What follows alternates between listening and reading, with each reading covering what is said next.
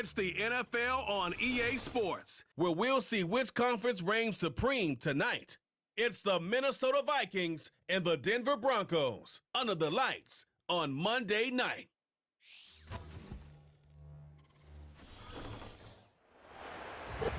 Opened in 2001, it lies on the same site and retains the name of the city's beloved former stadium. We're here at Empower Field at Mile High in Denver. Joined, as always, by Brock Hewitt up in the booth. I'm Kate Scott, and tonight, we're going to see the pros battle through a heavy downpour. This could be a contest, Brock, where the team with fewer miscues because of this weather is the team that walks out of here with a win. Yeah, I'll co-sign on that. I think that's great analysis. This is also a game as a player where you do have to flush the circumstances. You got to be aware of the wetness. You got to be aware of your gloves and your hands, everything else. Yeah. But you can't let it just be your sole focus, right? You've got to have the mental toughness to persevere through this pretty inclement weather.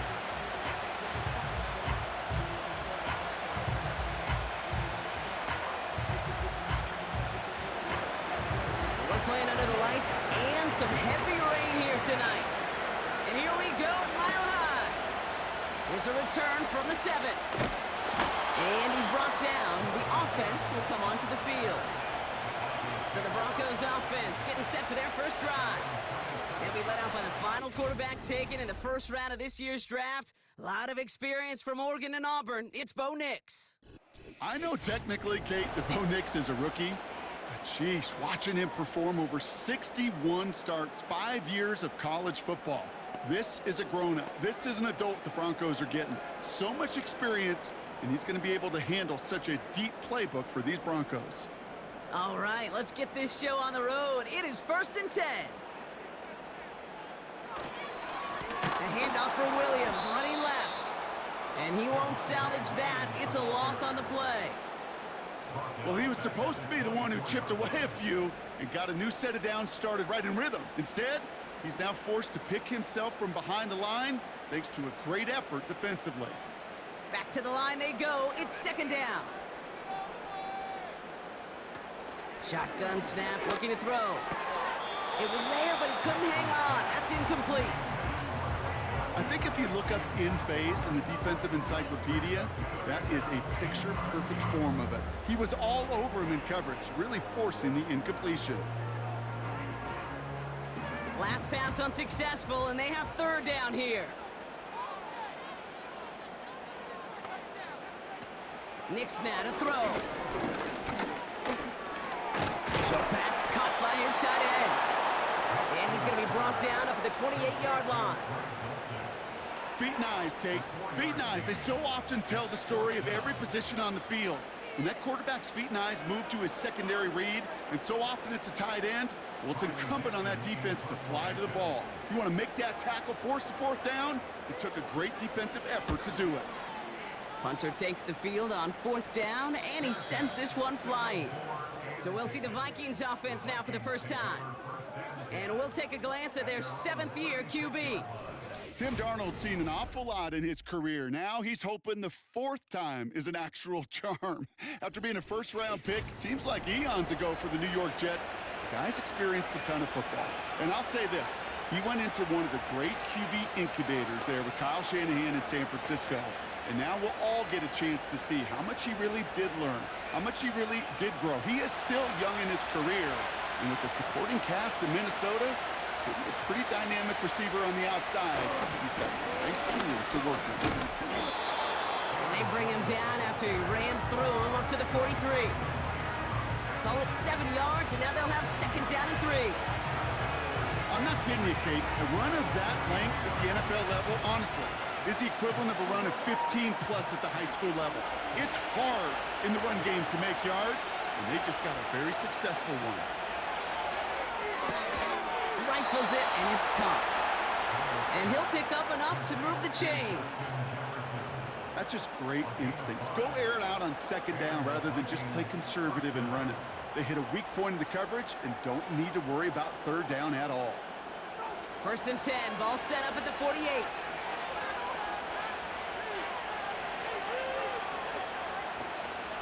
Out of the shotgun, they'll give it to him inside.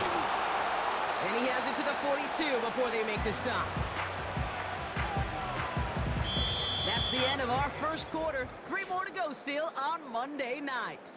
Couple of zeros on the board right now. We'll get you back to Mile High after this.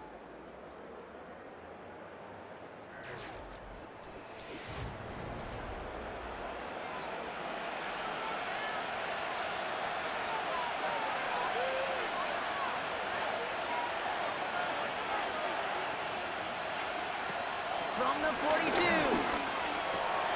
He'll get this to Jefferson. And he has them a first down, which they will tackle on the other side of this 2-minute warning. Give him an even 10 yards on the play. And it'll bring up a Minnesota first down.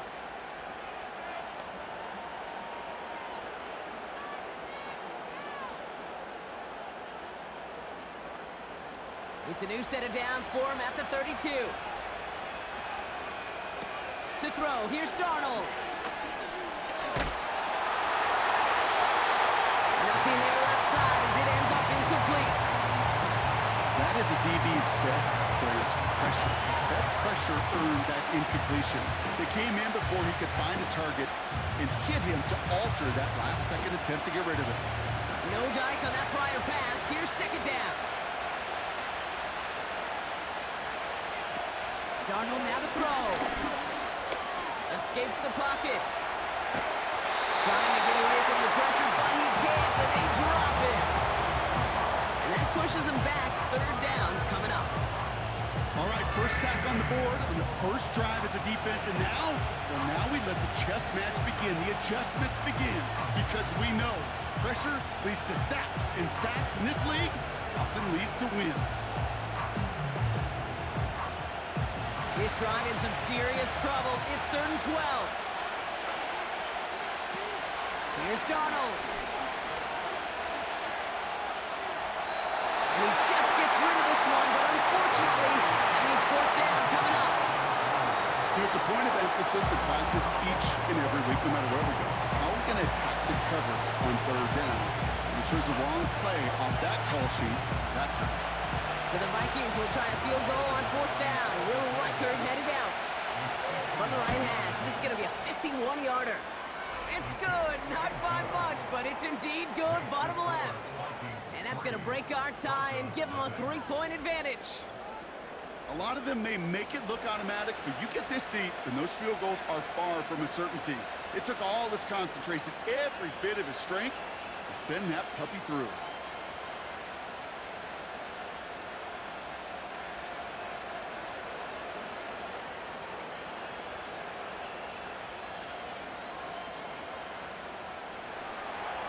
The Vikings have it teed up, and play resumes with the kick. Kickoff taken at the 13. And they'll start this drive in good position, a little shy of the 40. The Broncos get the football, not a lot of time left in the half. And with all their timeouts remaining, Brock, they may be able to put a little something together here before halftime.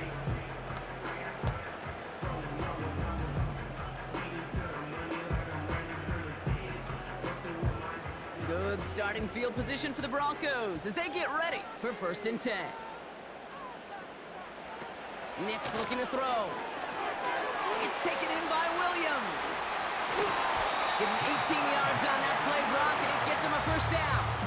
At that down and distance, this group was pretty confident the screen would get him enough yards for the first, and it did. And so long as it keeps working like that, I bet you it'll be a go-to play for them when they need it the next time. One play in, and this drive is already into enemy territory. Throwing here, Nix. He beams one deep right side. And it falls incomplete. Went for the deep ball there, but just couldn't connect. Can't cover it much better than that really well-covered gate on that play. There just simply was not a window for him to sneak that throw in. So after the incompletion, here comes the 2nd down call. Throwing with a blitz on the way, and they get to him as he was trying to make something happen. Now we're going to get an offensive timeout. That's their first. They'll have 2 left to work with before halftime.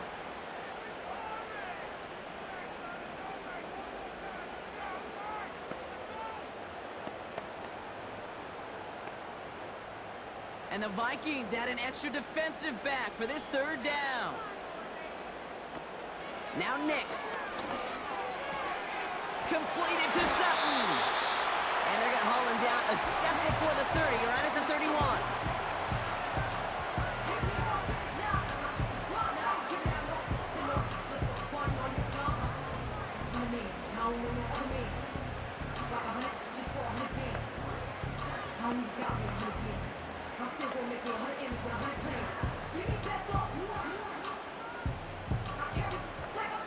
A new set of downs forthcoming. It's 1st and 10. Here's Nix. Cut by Sutton. And he's brought down. They're going to mark him at the 14. That play good for 17 and a first down. That is what elite offenses are all about. Why worry about 3 downs when you need only 1? Move the chains in one play and keep driving that defense backwards. Working inside the red zone. This throw is caught. And this is down all the way to the 3. Now the Broncos take their 3rd and final timeout. And that's all they've got for what little remains of this half.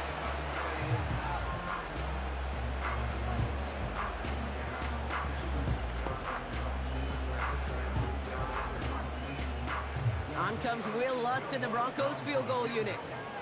Angling this one in from the right hash, the challenge here. And it is good. No problems there on the shorter attempt. And it'll knock this game up late in the 2nd quarter. In that close, kicks have to be automatic. That won't stop the head coach, though, from holding his breath for a couple seconds until he sees it's up and good.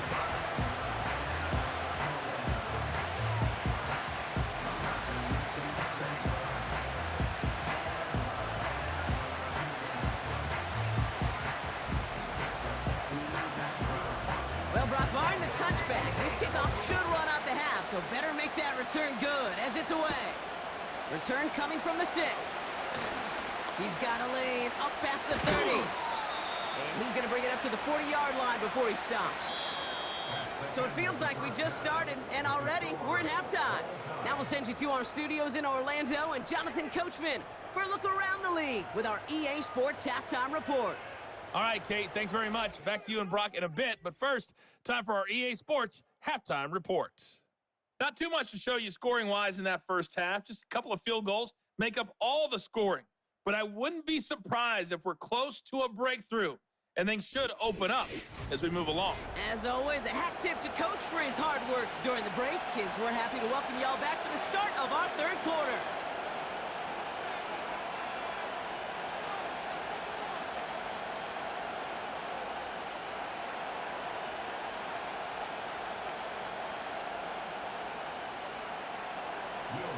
Who knows when the deciding moment will come? We're underway in the 2nd half of a deadlocked game. Here's a return from the 7. He's got a lane up past the 30. And that's where they'll begin the drive following the return. Here's the Minnesota offense headed out to start this 3rd quarter. And they'll have a little momentum as they take the field here after their kicker drilled a deep one to end their last drive with points. Got 1st down from the 31.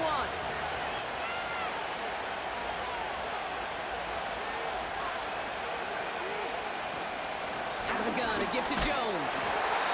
And he's caught behind the line for a loss. Well, they were hoping to get outside and meet those guys at the 2nd level. Well, someone from the 2nd level came to beat him on his turf. And that meeting didn't go so well. All right, here we go. 2nd down. Here's Darnold to throw. Getting out to his left. He's running with it. And he protects himself with a slide there after a decent gain. You know, Kate, back in the day, we had a slip and slide at practice for moments just like that. Actually practicing how to slide and get out of harm's way. Nice gain on the play. And denied that defense yet another chance to take a shot on it. All plays on the table here for 3rd and 3. We'll try and get this up on the ground. And he'll go down, and we'll say right at the 39-yard line. Only a yard that time. It forces 4th and 1.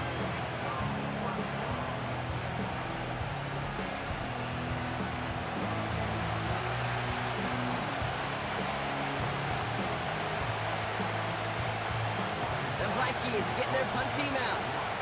And no doubt he wants a good start for himself here in prime time. And he drives this one into the pouring rain. And a sure-handed play there in the rain. He brings in the fair catch without a problem. No return on that punt. And the offense ready to head back out onto the field.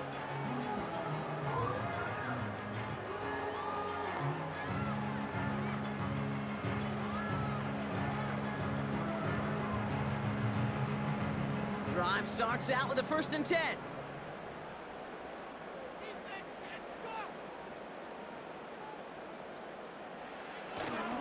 Straight ahead with Williams. And he's only able to power this forward for about 3 yards. That's the kind of run play that feels like tug-of-war at field day. And you're just not moving the other side. Just a short run. Neither side feels particularly good about it. And we'll move to the next. 2nd down now, 7 to go.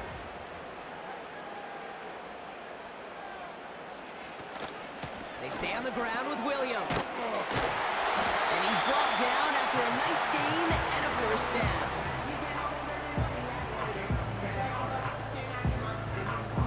Only 1 quarter remains in our final game of the week. That's the end of the 3rd. Just a field goal aside so far as we enter the final quarter of play.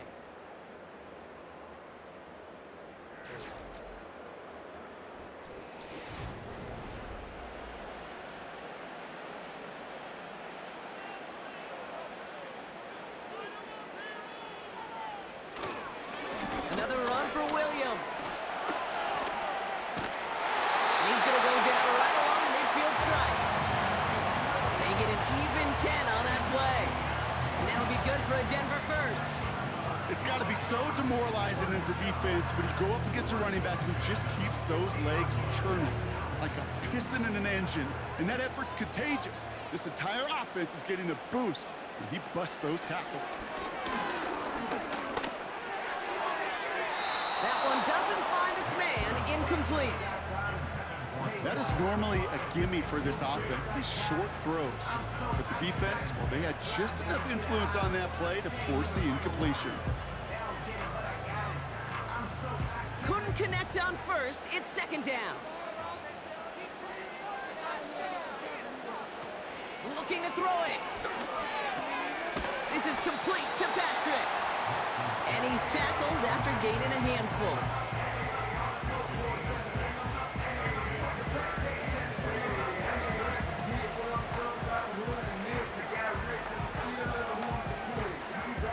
Broncos have to hurry here. Clock's still running. Throwing now. Complete beyond the marker. And this one's worked down to the 33 before being stopped.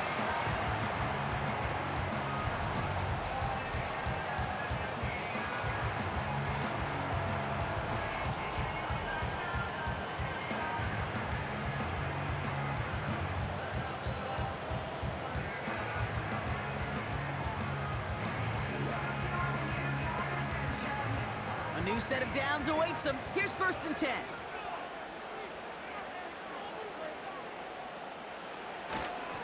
Up the gut they go with Williams. And they sent it straight ahead, but the front stops him after a gain of 3. Timeout taken by the defense. Their 2nd. Still 1 more in their pocket to use.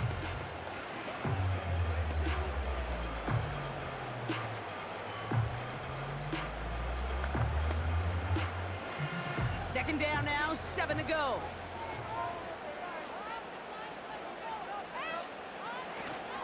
Back-to-back carries here. And once again, he doesn't manage much before getting brought down. The defense takes its 3rd and final timeout. And now they're powerless to stop that clock with a timeout at least.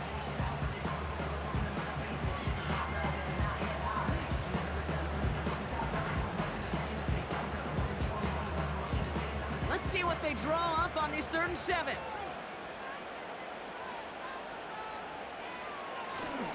They give it to him again. And he has it down officially to the red zone at the 20. Give him an even 10 yards on the play. And the Broncos will have a 1st down. Ooh, I like that. I really like it with those sticks. You can keep on the sidelines, and you get more than enough to get the first down. Wary of the clock here, Brock, but at least all their timeouts are still available. It's 1st and 10. Back to the well again. And that's good yardage with a new set of downs. Offensive coordinators tell us all the time, big runs only happen with coordinated efforts.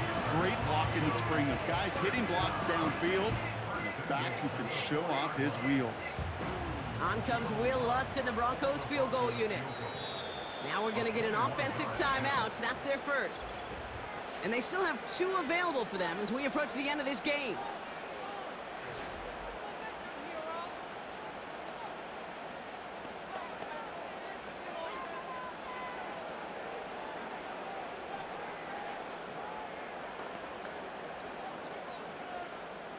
So final moments of regulation. They'll line up for a potential game winner. This only a chip shot from the right hash. And it is good. No problems there on the shorter attempt. So it's a win for the Broncos. And with overtime in their back pocket, they weren't going to lose it at the end, but they still managed to set up the field goal, and he executed the game winner. What a memorable way to win it. So for Brock Eward, our incredible crew, everybody here at EA Sports, I'm Kate Scott signing off. We'll see you next time.